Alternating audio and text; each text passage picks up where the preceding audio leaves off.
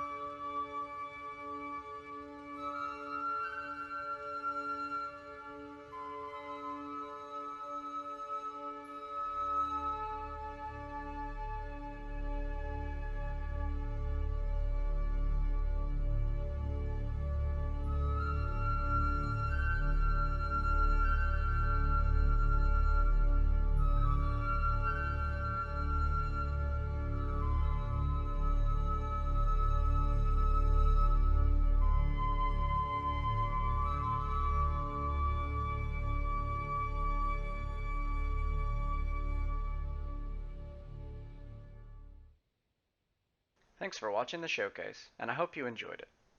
Now, as promised, let's talk a little bit about the build and some behind-the-scenes goodies. For starters, let's talk about this build's purpose.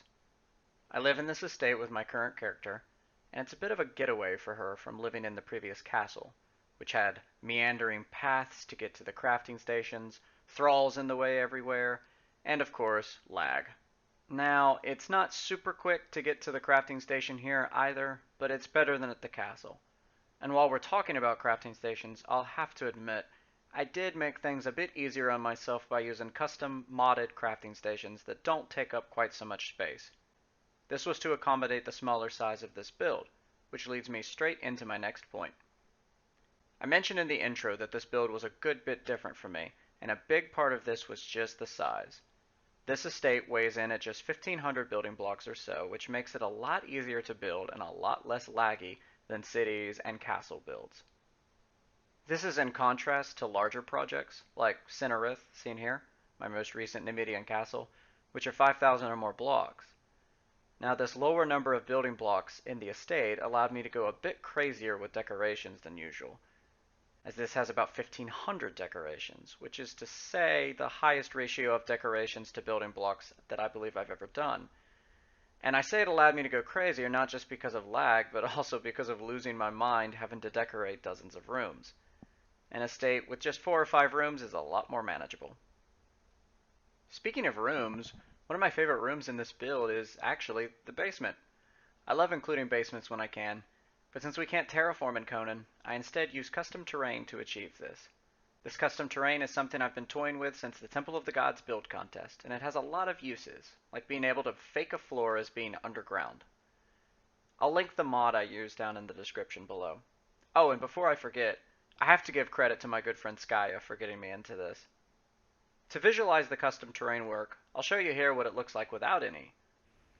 You can see here how the visible ground floor is actually 3 or 4 foundation heights up. This allows for the basement to go underneath that, but it also allows me to have the build higher up over the trees to better take in the mountain view. And that's all for me. I hope you enjoyed viewing this as much as I did making it. I'll provide a mod list in the description, and if you have any thoughts, feedback, criticism, or just build questions, feel free to drop them below. Have a great day.